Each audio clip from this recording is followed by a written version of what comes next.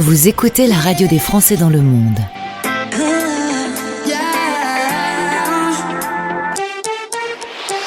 Le podcast. C'est un rendez-vous que l'on aime retrouver sur la radio des Français dans le monde. Un fil rouge, on suit une famille dans leur aventure, dans leur décision de quitter la France et de vivre l'international. C'est une famille au Canada, c'est même le nom du compte Instagram. On retrouve Sarah. Ça fait longtemps qu'on ne s'est pas parlé, il y a eu pas mal de changements. Bonjour Sarah. Bonjour Gauthier, bonjour tout le monde. Oui, ça fait longtemps, c'est vrai. Ah bah oui, la dernière fois il faisait trop chaud, aujourd'hui il neige, donc il y a un contraste.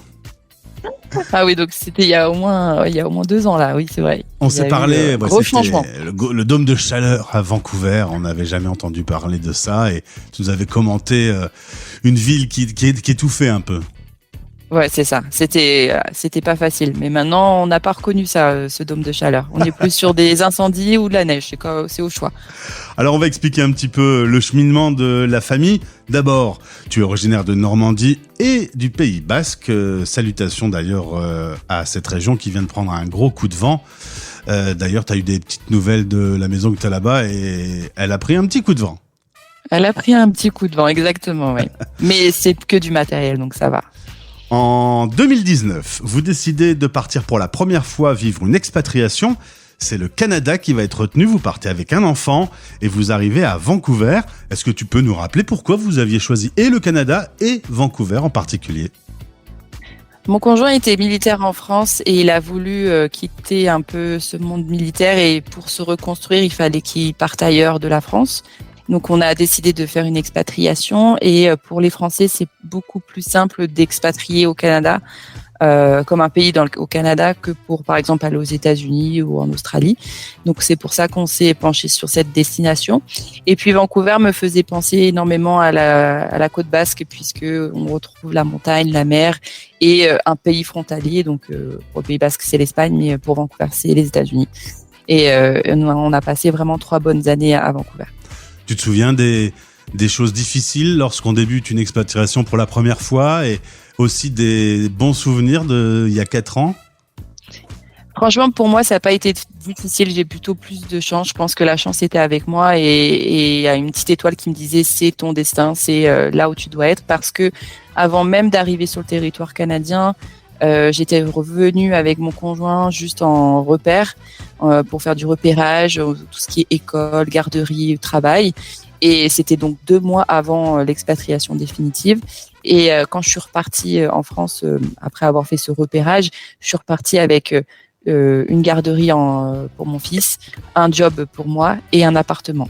Donc tout était parfait et aligné pour que je parte là-bas. Donc c'était c'était facile pour moi. Mais c'est vrai que pour les nouveaux arrivants, ils vont pas connaître le même succès que moi forcément. Mais voilà, j'ai pas vraiment connu de difficultés. Peut-être si la difficulté c'était un peu au niveau de la langue, puisqu'il fallait que j'ouvre des comptes bancaires. Il y avait plein de choses comme ça et c'est vrai que il n'y a pas forcément de francophones dans les banques à Vancouver. Donc c'était, on va dire, la difficulté.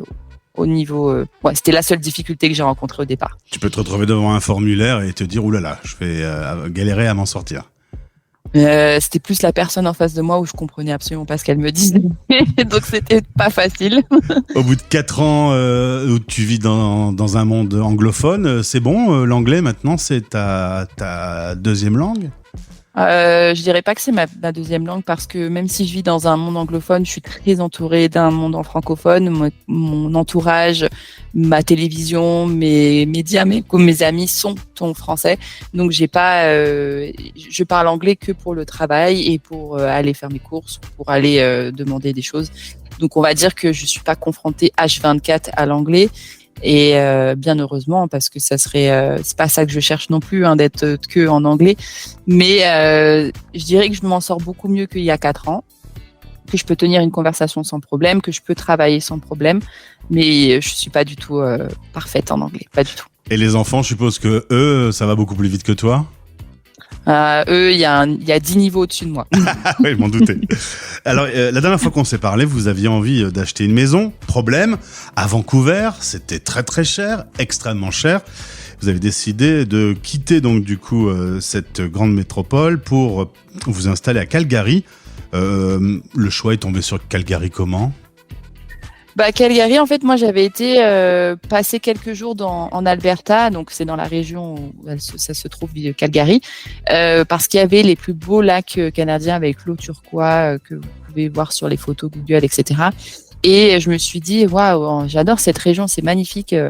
Bon, il fait un peu froid, je m'y intéresse pas forcément. Et puis, quand on a vu que le marché immobilier était compliqué à Vancouver et dans d'autres régions du Canada, on s'est dit, il faut qu'on se pose les bonnes questions. On voulait rester dans un environnement anglophone, pas trop loin de Vancouver, avec un aéroport international et éviter la pluie. Voilà. Parce que Vancouver, c'est quand même l'île où il pleut énormément. Donc, c'est vrai qu'on voulait un peu s'éloigner de ça.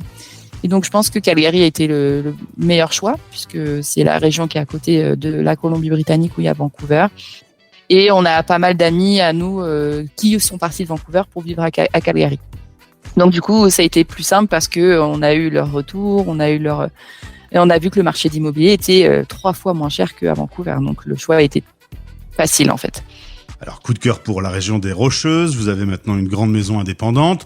La famille grandit tout doucement, donc tout se passe bien. Monsieur vient de lancer son propre business de plomberie. Alors, est-ce que la légende que monter sa boîte au Canada, c'est facile est vraie ? Alors, c'est très simple et très rapide. Ça, c'est clair. Il a ouvert sa boîte en ligne sur Internet, donc via le site du Canada officiel et aussi au niveau provincial, parce qu'il faut normalement tu peux l'ouvrir au niveau de la province, mais lui il l'a ouvert dans les deux côtés, provincial et fédéral. C'était très simple, il a juste payé ce qu'il devait payer, c'est pas cher en tout, je crois que pour l'inscription, le registre, etc. il en a eu pour $1,200, c'est pas énorme pour une création d'entreprise, pas forcément obligé d'emmener du capital. Tu peux être à zéro, voilà. Mais pour une création d'entreprise, c'est assez simple et rapide. Et toi, tu bosses en télétravail, tu es commercial et tu bosses de chez toi. Maintenant, on va pas mentir, votre installation à Calgary, c'est pas exactement comme tu voulais, notamment le fait d'avoir laissé pas mal d'amis à Vancouver. Tu te sens un peu seul ? Ouais, je dirais pas seule non plus parce que je suis quand même partie à Calgary avec ma meilleure amie de Vancouver. Donc c'est quand même un plus pour moi, c'est-à-dire que je sais que j'ai quelqu'un ici qui en plus vit à 3 minutes à pied de chez moi. Donc c'est quand même un gros avantage, mais c'est vrai qu'au niveau moi j'ai besoin d'être entourée socialement. J'aime ma famille, mais j'ai besoin d'avoir un environnement social comme j'avais à Vancouver ou en France. Et c'est vrai qu'à Calgary, je ne l'ai pas retrouvé. J'ai fait quelques rencontres. Malheureusement, ça n'a pas forcément abouti. Il y en a d'autres, si. Je suis toujours amie, mais c'est vrai que c'est pas du tout la même relation que j'ai pu avoir à Vancouver, où là, je sentais que c'était plus comme une nouvelle famille à Vancouver. Ici, non.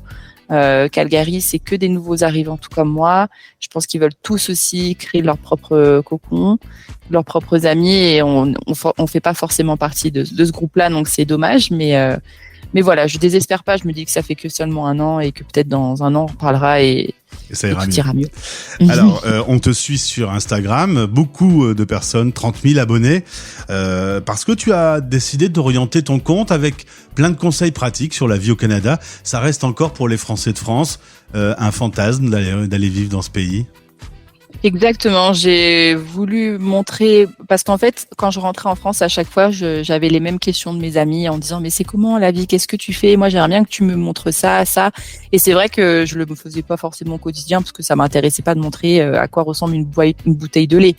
Mais faire des comparaisons entre les produits qu'on peut retrouver en France ou les normes des maisons, je pense que c'est des sujets qui peuvent intéresser beaucoup de gens, et c'est ce qui a fait que mon compte Instagram a grandi, je pense. Et puis des belles photos aussi, hein, Sarah? Oui, évidemment, je suis dans une région où forcément le cadre s'y prête, donc on en profite. Retour en France pour toi et les enfants. Monsieur reste au Canada, il est bien là-bas. Ouais, il est bien au Canada. Alors lui, ça l'intéresse pas forcément de rentrer en France pour être face aux mêmes difficultés, aux mêmes choses. Ça l'intéresse pas, même si la nourriture, sa famille, voilà, il aimerait les voir plus souvent. La nourriture lui manque beaucoup. C'est pas pour lui vital de rentrer en France. J'aimerais qu'il rentre avec nous cette année, mais bon, comme là il vient d'ouvrir son entreprise, j'imagine que c'est pas forcément possible. Mais moi, c'est obligatoire. Je rentre tous les ans. C'est super important pour nos enfants qui côtoient notre famille, qui connaissent leurs grands-parents, leurs oncles et tantes, et puis qui connaissent aussi leur pays maternel, quoi. Donc voilà, moi j'aime trop revenir. Je fais un peu le tour de France à chaque fois et j'adore ça. Le fait aujourd'hui d'avoir décidé d'acheter une maison, il y a un ancrage quand même. Est-ce que la famille va rester là ou est-ce que les choses peuvent évoluer dans le futur? Vous vous êtes donné des objectifs? On espère que le business d'Alex fonctionnera. Si ça fonctionne pas, je suis pas fermée à partir ailleurs, dans un autre environnement, dans un autre pays. Je ne pense pas redéménager de région au Canada, à moins que ce soit professionnellement, au niveau professionnel. Mais si ça fonctionne pas à Calgary, ça sera ailleurs, hors du Canada. Il doit pas y avoir Mais je ne rentrerai pas en France. Il doit pas y avoir une très très grande communauté de Français à Calgary. On n'est pas énorme, mais il me semble qu'on doit à peu près être 5 000 ou 6 000 Français, à peu près comme ça. Donc on est dans une ville où on est plus de 1 600 000, je crois. Donc c'est quand même beaucoup. Mais la communauté, elle n'est pas énorme. Mais c'est quand même bien de sentir un peu à part parce que il y a quand même des Français, mais il y a aussi des Québécois qui sont là. Donc j'imagine qu'on est un peu plus au niveau francophone. D'accord. Au niveau francophone, mais c'est bien parce que nous, au niveau du travail, ça fait un plus de savoir qu'on parle en français et anglais. Ça peut être un avantage. Bien, Sarah, en tout cas 4 ans après être partie de France, pas de regret pour toute la famille? Aucun regret. Comme ça. On est trop bien. Comme ça, c'est clair. Merci de nous avoir donné des nouvelles parce que du coup, on a envie d'en avoir avec ces années qui passent et ces changements dans vos vies.